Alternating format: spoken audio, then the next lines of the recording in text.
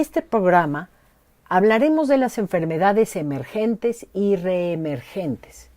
La conducción está a cargo de la doctora Rosa María Wong Chiu, jefa de la Subdivisión de Investigación Clínica de la División de Investigación de la Facultad de Medicina de la UNAM. La acompañan la doctora Celia Alpuche Aranda, directora general adjunta del Centro de Investigación sobre Enfermedades Infecciosas del Instituto Nacional de Salud Pública, y el doctor Alfredo Ponce de León, jefe del Laboratorio de Microbiología Clínica del Instituto Nacional de Ciencias Médicas y Nutrición, Salvador Subirán.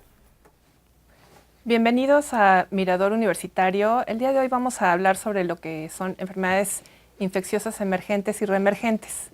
¿Qué entendemos por una enfermedad infecciosa emergente? Es aquella que no se encontraba o que no existía o que había en un lugar específico del planeta y hay aparición de esta enfermedad en un lugar específico que puede dar lugar a un brote y ser un problema de salud pública importante. ¿Y qué entendemos por una enfermedad reemergente? Es aquella que ya existía en la población, que se ha controlado, que ha disminuido importantemente y que nuevamente vuelve a empezar a presentarse. Para esto hemos invitado al doctor Alfredo Ponce de León y a la doctora Celia Alpuche, que son infectólogos, uno infectólogo adulto, infectóloga pediatra, que son expertos en el tema. Para esto quisiera primero preguntarle a la doctora Alpuche, ¿qué es Zika, qué es chikungunya como un ejemplo de enfermedades emergentes y cuál es la situación actual en México? Bueno, estas son unas enfermedades que se van a transmitir por lo que se conoce como vectores, y en este caso son unos mosquitos. Y además su origen de la enfermedad es un virus, ¿sí? Estos virus son transmitidos por el mismo mosquito que transmite el dengue, que es conocido como género el mosquito Aedes. En México está ampliamente distribuido este mosquito en un poco más del 80% del territorio nacional, y por eso nosotros tenemos al dengue, que es otra enfermedad viral transmitida por este mosquito desde hace muchos años, desde los 70s, creciendo en cantidad, produciendo brotes en diferentes partes del país y extendiéndose geográficamente. Estas otras enfermedades virales, todas estas tres, están dentro de lo que se conoce como arbovirosis, o sea, tienen algo en común, aunque posteriormente unos van a ser de un tipo de virus y otros otro tipo de virus, pero todos están adaptados a ser transmitidos por el mosquito. Y específicamente, ¿por qué estas dos se consideran como enfermedades emergentes? Estas se consideran emergentes porque no existían en México, existían en otra parte del mundo. Su origen, muy parecido también al del dengue, está en las zonas de Asia, África, y curiosamente se conocen como enfermedades zoonóticas, es decir, su origen hace muchísimos años está en relación a su presencia en animales, predominantemente animales silvestres, y en su evolución van cambiando hasta encontrarse con los seres humanos y adaptarse a producir enfermedad en seres humanos. Entonces Zika y chikungunya existían en otras partes del mundo, y algo pasó con estas infecciones virales que se salieron de estas zonas geográficas, que se asocia a varias cosas. Una es la adaptación del virus más hacia sus vectores, y otra es a la gran diseminación de estos vectores a través del mundo. Uno llega a través del Caribe, otro es más hacia a través del Pacífico. El chikungunya llegó a través del Caribe, el Zika a través del Pacífico, pero llegaron a América del Sur.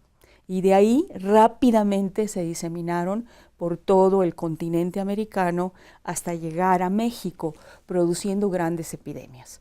¿Por qué? Porque todos somos susceptibles. Como no las conocíamos, al infectarnos, todos somos susceptibles. Y segundo, y de lo más importante, el mosquito que las transmite ya estaba en este territorio. ¿Y qué síntomas podría presentar alguien con Zika, con chikungunya y con dengue? ¿Cómo podríamos diferenciar las tres enfermedades? Es que esencialmente hacen y deben de hacer lo mismo. O sea, son enfermedades febriles. sí hay algunas peculiaridades de cada uno que los hacen distintos. O sea, por ejemplo, chikungunya lo que generalmente afecta más son articulaciones.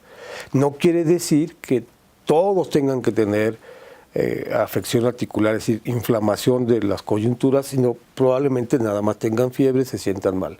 Dengue, característicamente la fiebre quebranta huesos también te duele todo, pero además que se da más fiebre. Y en el caso específico de Zika, lo que pareciera ser más distintivo es que haces un exantema, o sea, haces, digamos, una especie de rash, te pones rojito. Y eso es algo muy de niños chiquitos que se ve rara vez en el adulto, pero las tres esencialmente son difíciles de diagnosticar porque se pudieran parecer mucho. No son ni el mismo virus, ni tienen el mismo tiempo de incubación, pero al hacerse tan parecidas y conjuntamente en una población en donde todo el mundo está acostumbrado a tener este tipo de fiebres, la gente no va al médico. Y si a eso le agregamos, que seguramente Celia mucho más experta en esto que yo, no tenemos buenas pruebas diagnósticas, pues realmente es bien complicado. Una cosa que decía muy importante Celia, o sea, aquí se conjuntaron dos problemas. Un virus que se adapta muy bien al mosquito, de diferente competición entre ellos por el mismo vector, el mismo vehículo, en masas de población en donde hay graves problemas de sanidad, porque aparentemente eso tiene mucho que ver. Por eso es que pasó tan fácil de Pacífico a América, porque llegó a poblaciones en donde había el mosquito y había una gran densidad de población de mosquitos y una gran densidad de población humana, en condiciones en donde justo en ese momento no había condiciones sanitarias adecuadas como para poder controlar el vector, que es una cosa muy importante. O sea, lo más importante de los arbovirus es que tú lo que tienes que hacer es controlar el vector. El humano difícilmente, excepto en Zika, y es dudoso, puede transmitirlo a otro humano. Lo que necesitas es el vector. Si tú controlas vector, es más fácil que esta enfermedad emergente la logres controlar. Y también por eso sube y baja. No podemos decir que ya porque de repente no hubo casos ya no va a haber. O sea, no es, ahí sí es muy diferente a lo que se ve con otros virus, ¿no? Y algo que es muy importante también es, pues, saber que tenemos estas enfermedades. Claro, claro. ¿Qué hacemos por parte de la Secretaría de Salud o cómo hacemos para poder diagnosticarlos y ver qué tanto nos está afectando? Bueno, existen sistemas de vigilancia, quizá los más establecidos y con más historia y más fuertes en México, pues son los de dengue, porque tenemos muchos años conviviendo con dengue. Y existen tanto algoritmos epidemiológicos como clínicos, como pruebas de laboratorio que no son una, ¿sí? Y de ahí se han derivado los sistemas de vigilancia para chikungunya y Zika. Y eso no es malo, creo que esa es una fortaleza que puede tener México. México tiene una red de laboratorios estatales de salud pública con un laboratorio en cada estado y que tienen estas pruebas diagnósticas con las limitaciones que puedan tener en algunos casos. Que quizá también tenemos que mencionar que pues, hay debilidades. Si nos enfocamos nada más a reportar la presencia de los casos confirmados, realmente solo estamos viendo la puntita de la pirámide, porque estas son enfermedades virales, ¿sí? Muy parecidas, como estaba diciendo Alfredo, que no todo el mundo va al médico a buscar una atención clínica. Entonces tienes muchos casos que no ves, en primer lugar. La otro punto es que muchos son casi asintomáticos o muy leves y tampoco van a buscar atención clínica. Tampoco son casos que veas. Por otra parte, el sistema de vigilancia no puede contar todos y cada uno de los casos. Eso no es humanamente posible. Entonces hay reglas del juego. Entonces dice, cuando llegue una persona con estas manifestaciones, si cumple definición de caso de dengue, de Zika o de chikungunya, y es leve y no está grave, solo le vas a tomar una sangre para hacer el diagnóstico a 1 de cada 10, ¿sí? Los demás no se les toma una muestra. Tiene una razón de ser, no es que se quieran ocultar los casos, es una razón de ser muy sencilla. Clínicamente No hay nada que ofrecerle al paciente más que vigilancia, porque no hay un tratamiento específico, no hay un antibiótico, no hay un antiviral, no hay nada que le sirva directamente al individuo. Entonces, las medidas son generales. Lo importante es no quedarnos con la idea que si nos dicen que en un año hubieron 8.500 casos confirmados de chikungunya, es lo único que hay en el país. Seguramente hubieron muchísimos más, lo mismo que con Zika. Entonces, la gente lo saben las poblaciones, porque lo vive en las epidemias. Entonces, tiene sus cosas fuertes y tiene sus debilidades, y es importante advertirle a la población. Para estas dos enfermedades, entonces, no hay tratamiento. No. ¿Cómo se puede controlar? Para ninguna de las tres hay tratamiento. Para las tres enfermedades, ¿cómo podemos controlar? Es exclusivamente sintomático y con vigilancia. Aquí hay una... O prevenir, en este caso. Prevenir es lo que quisiéramos todos, ¿no? O sea, poder de alguna forma, o porque se puedan tener vacunas eficaces en algún momento, o mejor control del vector, o que los mosquitos, como han intentado en el Instituto Nacional de Salud Pública, pues hacer que los mosquitos no se puedan infectar, porque si no se puede infectar el mosquito no se va a poder transmitir la infección. O sea, hay maniobras. Para mí la más importante de prevención es la gente tiene que evitar, a como de lugar, tener aguas estancadas cerca de su domicilio, porque ahí es a donde los mosquitos crecen, se reproducen, están los huevecillos y es más fácil que después puedan, obviamente, crecer, infectarse los mosquitos y después pasársela al humano, ¿no? Eso es fundamental. Y la otra cosa que hay una diferencia, sobre todo ahora con Zika, sí es en las mujeres embarazadas, tienen que ahí sí, una mujer embarazada con sospecha de Zika debe de hacerse los exámenes y enviarse los estudios porque tienen que ser seguidas. Ahí sí hay una diferencia con respecto a las otras. Igual, no quiere decir que a un paciente con dengue grave no le tengamos que hacer el diagnóstico de dengue grave, porque se tiene que contemplar en el diagnóstico diferencial de muchas otras enfermedades que a lo mejor sí tienen que hacerse un tratamiento específico. Entonces, son, como bien dijo Celia, o sea, hay muchos asintomáticos, unos pocos sintomáticos leves y unos todavía mucho menores que son sintomáticos graves. Los sintomáticos graves tienen que acudir pronto al doctor porque puedes dejar la oportunidad de ser una enfermedad diferente y que no la trataste porque no la diagnosticaste. Influenza es una enfermedad reemergente. Y para esto quisiera preguntarle al doctor Alfredo Ponce de León, ¿cuáles son los síntomas de la influenza y cómo lo podemos discernir entre lo que es un resfriado común y lo que es influenza? Bueno, la diferencia más importante es que también, al igual que los virus que previamente habíamos dicho, es un virus. Entonces es muy fácil que se pueda transmitir en la población. Entonces, en las épocas en donde hay influenza, lo más probable es que tú tengas que pensar que es influenza. Una persona que tiene catarro, o sea, flujo nasal, con dolor de garganta, que le llamamos odinofagia, con cefalea, que es dolor de cabeza, y fiebre, tiene influenza. Y en época de influenza es influenza. Y de hecho ni siquiera necesitarías hacer una prueba. Es influenza, aunque las pruebas sean negativas, porque es la única forma de detectar rápido los casos y de que aquellos que pueden tener factores de riesgo para que la gente se ponga muy grave sean detectados a tiempo y pueda de alguna manera evitarse que se siga esparciendo la infección dentro de una casa. Entonces, sí, vamos, es muy difícil de poder decir cuál es verdaderamente influenza, cuál es un catarro común, son virus diferentes, pero yo creo que en época de influenza todos tenemos que pensar que es influenza, es la única forma en que vamos a poderlo frenar. Y si a eso le agregas que el que ha padecido influenza sabe que es la peor gripa de su vida, el peor catarro de tu vida, pues sabes que es una infección sistémica, no es nada más el moco en la nariz, es que te sientes verdaderamente mal. Y eso te debe de alertar para que vayas rápido al doctor. Doctora Celia Alpuche, ¿por qué se considera la influenza como una enfermedad reemergente?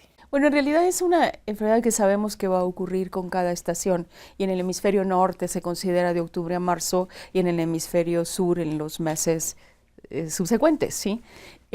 O sea, hay una estacionalidad, y dentro de esta estacionalidad puede empezar más temprano o más tarde cada año. Entonces no hay que estar totalmente casados con que eso ocurre, eso es constante, ¿sí? Es esperable. Cuando se considera como un problema que puede ser emergente, o en algunos casos emergentes, porque este virus tiene una característica muy especial, capacidad para cambiar su material genético cada vez que se va replicando. Y estos cambios pueden ser muy chiquitos o pueden llegar a ser muy grandes. Y la otra es que está en una múltiple cantidad de animales, ¿sí?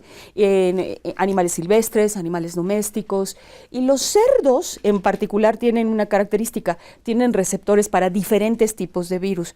Entonces se convierten como en una incubadora de estos virus, donde estos se pueden acercar e intercambiar su material genético y cambiar, resultando que aparece un nuevo virus que, aunque es influenza, o sea, su nombre es influenza, sus apellidos ya cambiaron porque se volvió muy diferente a lo que ya existía en el mundo. Entonces, de pronto aparece como un virus nuevo, el cual las poblaciones no han visto.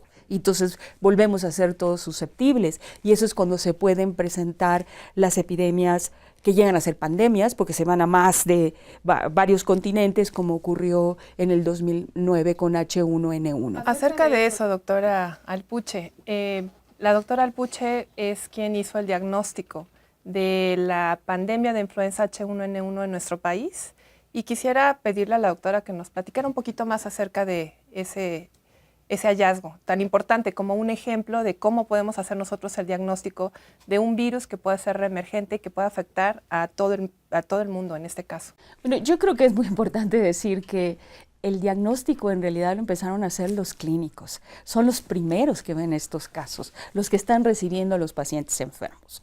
Y estás recibiendo pacientes enfermos de un cuadro respiratorio grave, como nos decía Alfredo, en una época donde ya no deberías de tener influenza, estos cuadros tan característicos, y ellos son los primeros que nos llamaron cuando yo estaba de directora del Instituto Nacional de Referencia Epidemiológica, INDRE, y también avisaron a la Subsecretaría de Prevención y Promoción de la Salud de que algo raro estaba pasando.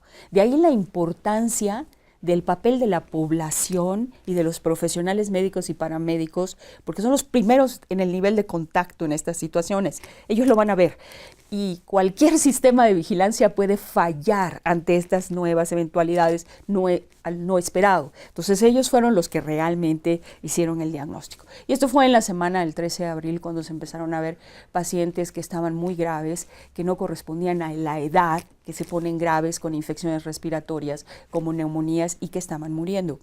Esto es lo que se empezó a ver en esta semana del 13 de abril. Se hizo una investigación profunda y se encontró que las pruebas de influenza que teníamos nosotros estaban saliendo negativas, pero que todo sugería que pudiera ser una influenza. De hecho, hubo una primera alerta epidemiológica el 17 de abril para decir estamos en una estación prolongada y extendida de influenza, y al mismo tiempo Estados Unidos había detectado un nuevo virus en unos niños en la frontera, ¿sí?, con México, y que resultó ser el mismo virus.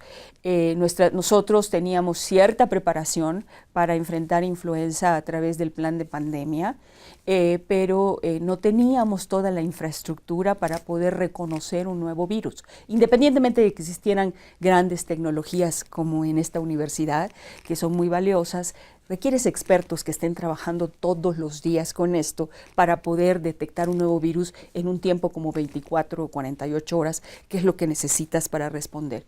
Además, hay un acuerdo de la Secretaría de Salud de México a través de la red de influenza de la Organización Mundial de la Salud, que cuando surjan estos problemas hay que mandar las muestras a nuestro colaborador que se conoce supranacional, que es los Centros de Control de Enfermedades en Estados Unidos, y por los socios de América del Norte también al Laboratorio Nacional de Microbiología de Winnipeg, Canadá. Y ahí es a donde se mandó por estos acuerdos, y ellos nos dieron la respuesta prácticamente en 36 horas de que teníamos el nuevo virus. Y es un nuevo virus que se recombinó y que por eso nadie lo conocíamos y se diseminó. Empezó en México, puede ser, pero realmente en retrospectiva tenemos datos que no tienen nada que ver Veracruz y las glorias y la granja de los cerditos de las glorias. Por análisis retrospectivos vemos que los primeros casos estuvieron entre el centro y norte de México. Entonces sí se originó en México, fue muy probablemente en esta zona del norte, pero al mismo tiempo ya se estaban viendo casos en Estados Unidos. Va a ser muy difícil saber dónde se originó. Lo interesante es que se esperaba que viniera de Asia. Y eso es donde nosotros no teníamos esta preparación para lidiar con algo que viene de nosotros. En cuanto a la forma de contagio, ¿qué podemos hacer para prevenir la influenza? ¿Y hay tratamiento para esta enfermedad? Bueno, sí hay dos modalidades muy importantes de controlar la influenza. La más importante es la prevención primaria, es decir, cada año se tiene que vacunar a las poblaciones en riesgo y yo diría, si se pudiera, a todos. Entre más podamos vacunar, mejor. Esto es una vacuna muy segura. Ya actualmente hay, hay diferentes tipos de vacunas, pero esta es una vacuna de pedacitos de virus. O sea, la gente no se va a infectar de influenza, no se va a infectar, son, vamos a decir, mezcla de diferentes grupos de virus que se llaman influenza y juntan los más comunes y es muy eficaz la vacuna. Entonces la gente no debe tener miedo de que me voy a poner la vacuna y entonces me voy a enfermar. No, pues a lo mejor te iba a dar catarro y te dio catarro, pero no es influenza. Y aún que fuese influenza porque te agarraron en lo que tu sistema inmune se defiende, te va a dar mucho menos grave a que si te hubieras expuesto al virus natural que está circulando. Este virus se transmite por gotas. Si tiene que haber contacto estrecho, no es que la gente piensa que es por aire, no, es por gotas. Quiere decir que si nos lavamos las manos y lo hacemos constantemente, probablemente sea suficiente para evitar el contagio. De hecho, eso fue una de las cosas que como maniobra nos hizo que tuviéramos muchísimos menos casos en 2009 que lo que hubiéramos podido tener. Mucho más que cubrebocas y que lo más importante era lavarnos las manos. Entonces, ¿consideran que ese distanciamiento social que se hizo en ese entonces ayudó a que disminuyera el número de casos? Desde luego que lo que ayudó, además, entre otras cosas, es a tener conciencia de que así es como se transmite, no es magia. Ese pensamiento ya hace muchos años, muchos siglos, debería de haber dejado de existir. Esto es pues porque si te lavas las manos constantemente con alcohol gel y se controlan las cosas. Mucho más fácil a que si ni siquiera haces eso. Y luego además, si vas rápido al médico, aunque todavía hay algunas dificultades, no todo el mundo está de acuerdo, hay tratamiento que había. De hecho, en México, una de las cosas que también nos ayudó muchísimo es que por pensar en otros virus ya teníamos conocimiento de antivirales que pudieran disminuir, acortar el periodo de transmisión del virus. No te va a evitar un caso grave, eso desde luego que no, pero por lo menos va a lograr que dejes de transmitir tanto. Entonces, tanto hay prevención, hay maniobras de sanitarias como hay tratamiento para los casos específicos en donde desde luego ayuda mucho que se le informe a la población general y que los médicos también estén de acuerdo para que pudieran. Yo me acuerdo en alguna reunión que tuvimos nosotros, ¿no? En el 2009, pero es que no a todos hay que darles tratamiento, ¿no? Bueno, es que si piensas que sí, no sabemos si no. Entonces es preferible dar manejo. Entonces, un mensaje muy importante es prevenir mediante vacunación. Ese es fundamental. Sí, porque es una de las pocas enfermedades virales para las cuales tenemos una vacuna que es efectiva. Y también un tratamiento que puede ser eficaz. Y un tratamiento que puede ser efectivo. Muchas gracias. Vamos a continuar en la siguiente parte con otro tema diferente. Gracias.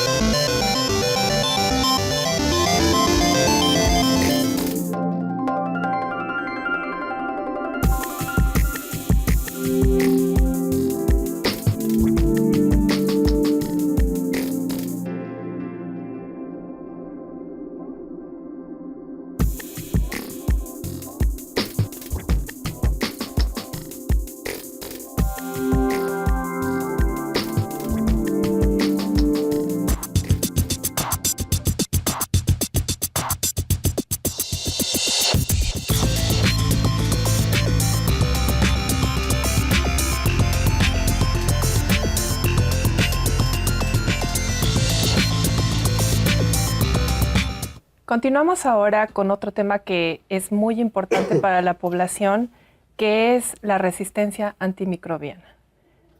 Una de las cuestiones más importantes es: ¿los antibióticos que tenemos nos sirven? ¿Ya no nos sirven?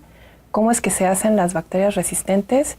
Y para eso quisiera preguntarle a la doctora Celia Alpuche, ¿cómo se vuelven resistentes las bacterias?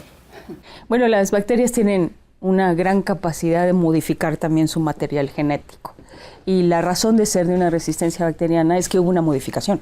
En el material genético de la bacteria produjo nuevas proteínas y entonces la capacidad que tenía un antibiótico para matarlas o inhibir su crecimiento ya no ocurre, porque se modificó algo en esa bacteria. Y entonces sobrevive y sigue produciendo la infección, aunque le estés dando un antibiótico al que era antes susceptible esta bacteria y que curaba, y ahora deja de curar por esas razones. Entonces se inicia con un problema en un cambio genético.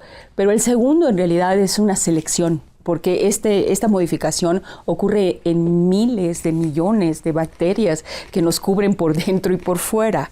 Sí, pero la presencia de los antibióticos en el ambiente, sea en el interior de nosotros o en el ambiente de suelo, de aguas, de todos sitios, esos remanentes de antibióticos ejercen una presión para seleccionar aquellas que ya se hicieron resistentes.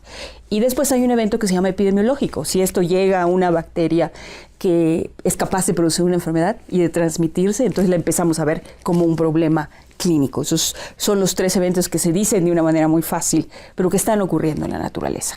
Y, por ejemplo, en los hospitales, ahí tenemos problemas de resistencias antimicrobianas importantes, ¿no? En ese caso, ¿cómo se generan estas bacterias resistentes? En realidad lo que dice Celia es muy, muy importante. El ambiente hospitalario tiene una presión de selección que ejercemos porque una de las causas, si no es que la causa más importante de que la gente llegue a un hospital y se mantenga en un hospital, es que se infecten. Y ya tal vez el antibiótico con las vacunas, con la sanidad, lo que hizo que la expectativa de vida del ser humano de 50, 55 años hace 100 años, ahora sea de 80, 85. En realidad, el uso de antibióticos lo que promovió fue que la gente viva más. Antes se morían mucho más rápido de infecciones. Entonces, esa ventaja de que puedas tratar las bacterias con antibióticos, también hace que estas bacterias, como explicó Celia, vayan siendo cada vez más resistentes.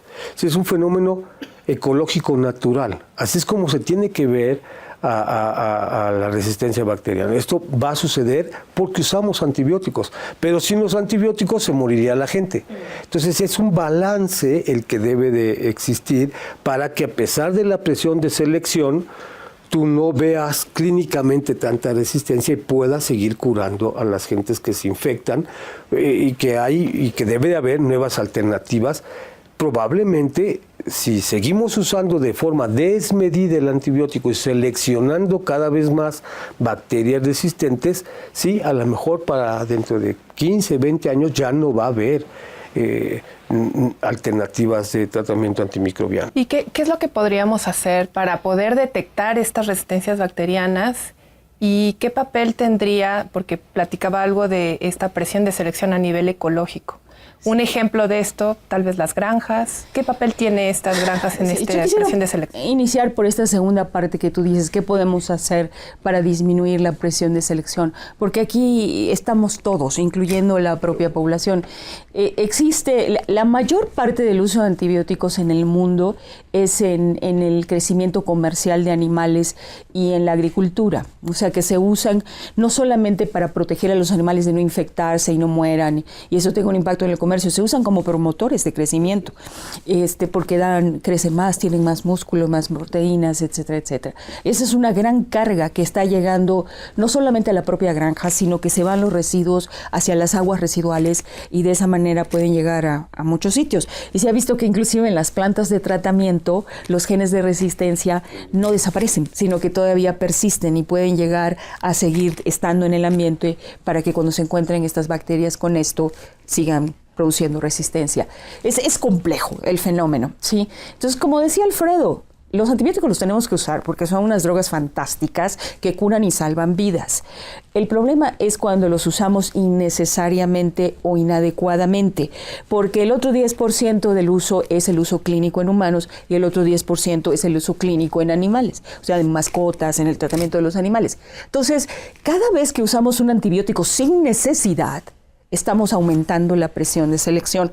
Entonces, cuando te dicen, bueno, pues qué importa, yo tenía un poco de fiebre, me dieron el antibiótico, no me pasó nada, entonces yo quiero mi antibiótico. Pero la gran mayoría de las infecciones que están allá afuera, como los catarros, las diarreas, no requieren un antibiótico. Se curan solas porque son virales. Y hay una gran demanda, inclusive de la población, y una gran presión en la profesión médica para prescribir un antibiótico casi como un placebo para que la gente se sienta protegida, y realmente no lo necesitamos. Entonces hay que afinar esa capacidad diagnóstica para prescribir un antibiótico cuando verdaderamente lo requerimos. Porque imagínense, pues una persona no parece nada, pero cuando se suman 2, 3, 4, 5 millones de gentes prescribiendo o tomando antibióticos sin necesidad, es cuando viene el problema. Una cosa bien importante es que tenemos que utilizar bien las herramientas de diagnóstico, porque ¿qué otra cosa puede hacer que se presione más la selección de bacterias resistentes? Que le pongas un antibiótico a alguien que tiene una bacteria que ya es resistente a ese antibiótico. O sea, ahí sí ya es una cuestión muy del hospital. Pero, ¿para qué le sigues dando antibiótico si sabes que hay resistencia? ¿Y para qué le prolongas el uso de antibiótico a alguien de manera innecesaria? Esas ya son maniobras que los médicos, y esto sí va más hacia los médicos, tienen que pensar. O sea, ahora es dar el antibiótico adecuado el menor tiempo para evitar presión de selección.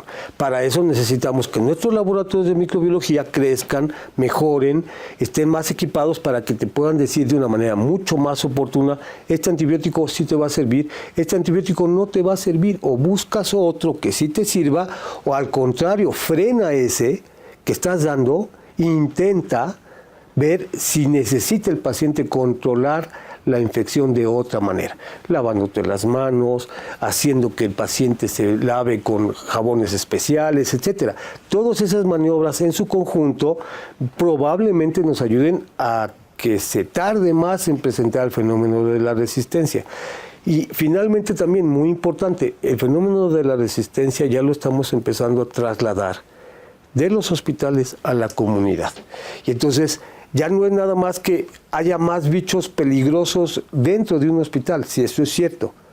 Pero ahora estos que están en los hospitales van a permear hacia la comunidad. Y entonces sí, todavía si pretendes quitarte la diarrea o el catarrito con antibióticos, además de que te va a costar más, vas a generar más resistencia. Y al hospital te va a llegar todavía un germen, digamos, potencialmente más grave.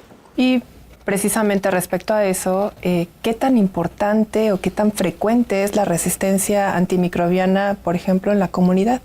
Es bastante. Ahora estamos viendo casos muy, por ejemplo, infección urinaria. O sea, es algo donde sí requieres dar un tratamiento antibiótico porque es producido por bacterias. En su gran mayoría van a ser una bacteria que se llama Escherichia coli, y que pues antes, al principio, hace muchos años, era muy sensible a ampicilina o a el cotrimoxazol u otras cosas, y ahora la resistencia de E. coli, ampicilina y cotrimoxazol es altísima, está por encima del 60-70%, y inclusive unos antibióticos que son más nuevos, como las quinolonas, que se empezaron a usar mucho, será a partir de los 80s más o menos. 30 años. Hace 30 años más o menos. Ahora pues, hay datos, inclusive de ustedes en nutrición y en muchos otros hospitales, donde se ha demostrado que estas bacterias en infección urinaria ya son 40-50% resistentes a quinolonas, aunque son sensibles a algunos de los antibióticos más viejos, ¿no? Pero esto es una presión de selección que ya se ve en la comunidad, porque la infección urinaria es predominantemente una infección comunitaria. Pero como esto, hay muchísimos ejemplos que pudieran tratarse. Y eso es todavía más grave cuando llega a uno de los temas donde el doctor es experto, como tuberculosis, porque tienes muy poquitas drogas para poder tratar tuberculosis. Y cada vez que una droga antituberculosa se hace resistente, es una verdadera tragedia mundial, y no estamos exagerando, porque es una bacteria que pudiéramos llamarle truculenta, que no permite que cualquier antibiótico pueda entrar para poder matarla y curar la tuberculosis. Entonces, son cosas que tenemos que cuidar definitivamente por esa razón. ¿Qué podríamos hacer por parte de la Secretaría de Salud, la comunidad y sobre todo el público en general para tratar de disminuir estas infecciones? Una cosa que dijo Celia que es fundamental, o sea, evitar la presión cultural, vamos a decir, de si tengo una infección me tienen que dar antibiótico. No necesariamente. La inmensa mayoría de las veces no lo requieres. Esa es una cosa que para los médicos sería maravilloso. Yo con eso me conformo. Si salimos de todo este programa pensando, a lo mejor no necesito antibiótico, lo más probable es que no. ¿Para qué se lo exijo? Ya con eso. La segunda cosa se hizo hace 6, 7 años. Nosotros llevábamos 20 años luchando de que la prescripción de antibióticos no fuera sin receta, porque el control que se tiene cuando hay una prescripción es mucho más, aunque sea poquito más, que cuando se da libremente, ¿no? Eso es fundamental. Esas dos maniobras ya me gustaría que quedara muy claro, eso son fundamentales. Además de la regulación en agropecuario. O sea, con esos 3 pilares pudiera ser que tardemos más en que aparezca la resistencia, pero así lo han logrado en Suecia, en Dinamarca, en Noruega, o sea, sí se puede. Y algo que también es muy importante, la vigilancia. ¿Sí? Por parte de los laboratorios, los hospitales, etcétera, para saber cómo estamos en cuanto a resistencia bacteriana. Para continuar con el programa, vamos a hablar sobre tuberculosis. La tuberculosis es una enfermedad que tiene muchos años en el planeta, que aparentemente algunos años pensaban que ya se había controlado, sin embargo empezó a haber muchísimo más casos. La doctora Alpuche ya mencionó algo acerca de esto, y para esto quisiera preguntarle al doctor Alfredo Ponce León, que es el experto en el tema, ¿qué nos podría mencionar acerca de esta emergencia de la tuberculosis y la tuberculosis como una bacteria que es multiresistente? Lo primero que hay que decir es que tuberculosis es una enfermedad humana y ha vivido con el humano, ya coevolucionado con el humano a través de toda la historia, ¿no? Es el patógeno, o sea, el germen que más muertes ha producido en la historia de la humanidad. De eso no hay ninguna duda. Durante unos últimos 5 años se pensaba que VIH, sí, pero VIH cuando afecta al humano te bajan las defensas, ya sea que tuberculosis te mate. O sea, la causa de muerte por una enfermedad infecciosa más frecuente en el mundo y en lo largo de la historia ha sido tuberculosis. Y de hecho, la resistencia se detectó inicialmente hace más de 60 años precisamente con tuberculosis.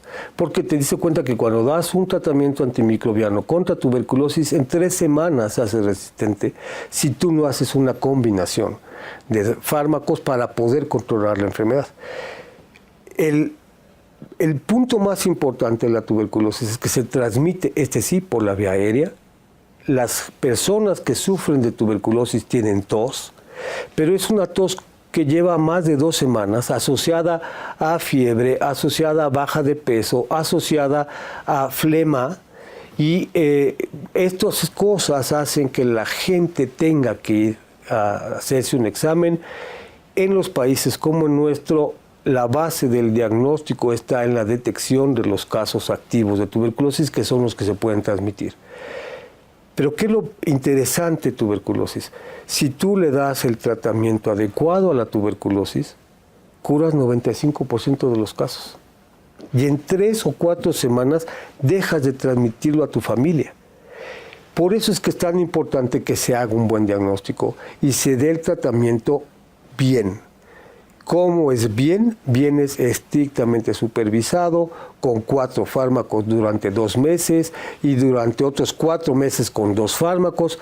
Es decir, se tiene que hacer bien. ¿En qué consiste esto de estrictamente supervisado? Que la Secretaría de salud o el IMSS o el ISSSTE o los médicos privados se comprometan a que el paciente se tome todas y cada una de las dosis para el tratamiento de la tuberculosis. ¿Qué pasa si no se las toman?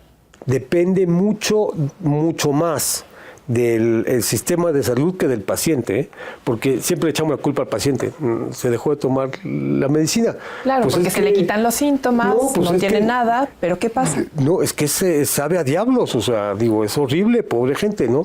Los pacientes se quejan de eso, pues te da náusea, te sientes mal.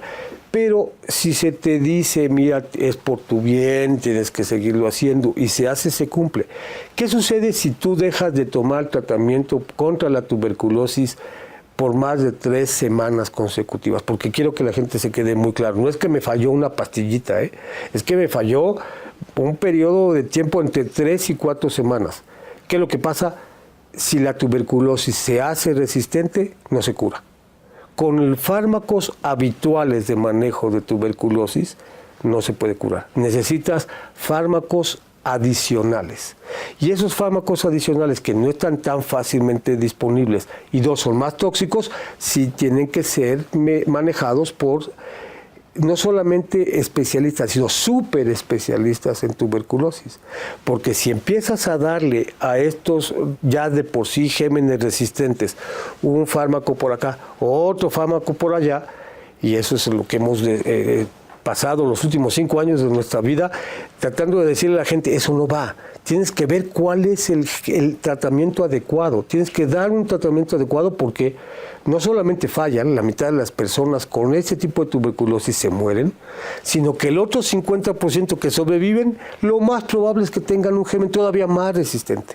Entonces, la tuberculosis resistente, ese es en realidad el verdadero problema emergente en el mundo. La tuberculosis como tal ha vivido con nosotros siempre. Si la tratamos bien, debemos de poderla medio controlar. Digamos medio porque sigue habiendo muchos casos, pero vamos a decir, no tan peligroso. ¿Qué pasó en la Unión Soviética? ¿Qué pasa en África? ¿Qué pasa en el sudeste de Asia? Verdaderos problemas. La mitad de las gentes en estos lugares tienen tuberculosis y cuando tienen tuberculosis es resistente. La mitad de las personas con tuberculosis en la ex Unión Soviética tienen tuberculosis resistente. Para fines prácticos, incurable con los fármacos habituales. Tienes que darles fármacos adicionales. Eso es lo que no queremos que pasen con otras bacterias. ¿Y en México cómo estamos en cuanto a tuberculosis multiresistente? Gracias a que se tiene un buen programa, hay que decirlo, el programa de control de tuberculosis en nuestro país es el mejor que hay en América Latina. Tenemos, vamos a decir, un 2 o 3% de tuberculosis multiresistente primaria, es decir, gentes que les heredan una bacteria resistente. ¿Qué sucede? Que ese porcentaje aumenta 10 veces cuando la gente le dieron un tratamiento equivocado o malo. Por eso es que tenemos que tener cuidado de que a todos los casos en que detectamos tuberculosis, si esta es sensible y le damos el tratamiento bien, vas a evitar todo eso. 95% de las veces se curan. En cambio, ese 2 o 3%, si lo seguimos amplificando por fenómeno de presión de selección, lo que vas a tener es el 25 o 30%, o como sucedió en la ex Unión Soviética, arriba del 50%. Lo mismo pasa en Perú. Perú es un ejemplo de que cuando las cosas del programa de control no se hacen bien, se salen de control. México, afortunadamente, en este momento, y queremos que siga así, el programa de atención a la tuberculosis, por lo menos el global, el que se hace en todos los centros de salud, no está tan mal. Tenemos que mejorar, sí, hay lugares para mejorar, desde luego. El más importante es volver a atender, volver a enseñar a la gente que hay factores de riesgo como la diabetes que tienen que hacernos sospechar en las personas que tienen diabetes que puedan tener fácilmente tuberculosis y en las gentes que tienen tuberculosis que un 20-25% de ellos ya tienen diabetes y se tienen que atender el binomio como tal al mismo tiempo para que no siga esparciéndose la infección tan fácil. Es un fenómeno complejo, pero las evidencias que tenemos en México, 85% de los casos nuevos de tuberculosis se detectan y se curan en este momento con el programa de control supervisado. El otro 15% que pueden recaer, si los logramos detectar a tiempo, no van a ser resistentes. Es decir, hay muchas maniobras que se han logrado hacer gracias a que el programa de control, la investigación que hace Salud Pública, la que hace el Instituto, la que hace el INER, sí es un programa conjunto que nos ha permitido que la situación puede llegar a ser catastrófica, pero todavía no lo es. ¿Y cómo se hace el diagnóstico, doctora? Bueno, predominantemente el diagnóstico se hace a través de una muestra de expectoración para buscar la presencia del bacilo tuberculoso, y lo más convencional es hacer lo que se llama las baciloscopías, que tienen sus problemas de sensibilidad, o sea, la capacidad de poder detectarlo por el número de bacterias. Ahora ha crecido mucho la tecnología para hacer el diagnóstico, y hay inclusive pruebas moleculares que son costosas, pero que son parte del programa y que muchos estados ya las tienen y que pueden detectar pequeñas cantidades, no solamente del bacilo tuberculoso, sino también al mismo tiempo la presencia de resistencia. Entonces, sí hay una gran gama de técnicas disponibles para poder hacer el diagnóstico, pero creo que el principal consejo es, hospitales públicos, predominantemente, por la gran cantidad de antibióticos que se requiere y la gran cantidad de supervisión que se requiere para estos. Privados no lo hagan, pero en su mayoría la gente tiene que acudir a estos sitios para recibir los tratamientos.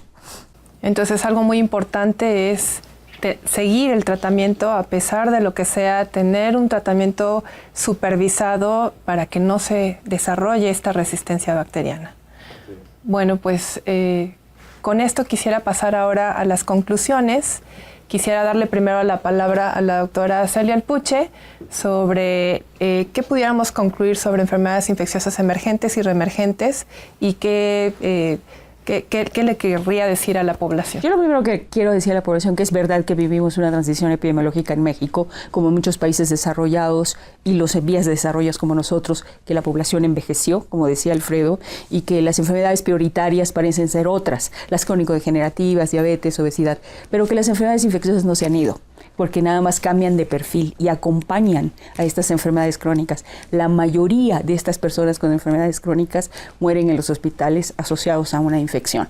Y hay otras cosas, las emergentes no estamos exentos de que nos puedan llegar porque vivimos en un mundo globalizado y se mueve constantemente y lo que existe en otra parte puede llegar acá. Pero yo creo que el mensaje más importante a la población es que los primeros que tenemos que cuidarnos somos nosotros mismos. Los primeros que tenemos que alertar lo que está pasando somos nosotros mismos.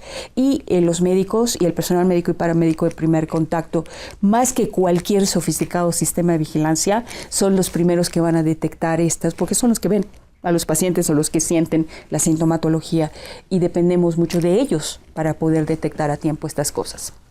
Claro, pues muchas gracias, doctora. Doctor Alfredo Gonzalo. Justamente el mensaje es el mismo tenor. La solución, ahora sí que aunque suene feo, no está nada más en tener nuevos fármacos o en generar mucha tecnología de diagnóstico. La solución de esto es que todas las partes nos pongamos de acuerdo.